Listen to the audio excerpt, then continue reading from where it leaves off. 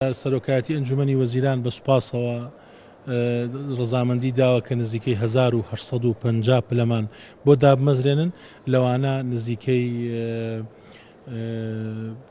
880 پلەی تا ئێستا جێبەجێ کراوە، نزیکەی 900 پلەی جێبەجێ کراوە و ئەوشی ماوە بە قۆناغ جێبەجێ دەکرێت هەتاکو پلەی بەتاڵ لە وەزارەتی دارایی بۆمان جێبەجێ دەکرێت. ئەوانە پزیشکن، پزیشکی ددانن، پزیشکی دەرمانسازن و هەروەها پەرستاری زانکۆن. هەروەها ئێمە لەگەڵ وەزارەتی دارایی و لەگەڵ سەرۆکاتی ئەنجومەنی وەزیرانە چەند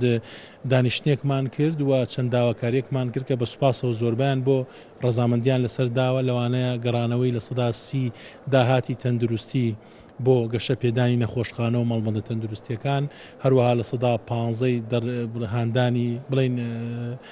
داهاتی خۆپاراستنی تەندروستی بۆ هاندانی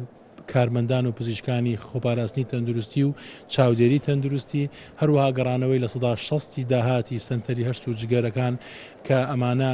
لە 35 بۆ هاندانی کارمەندان و پزیشکان دەبێت و لە 25 بۆ کڕینی کەلوپەل و شتومەک دەبێت.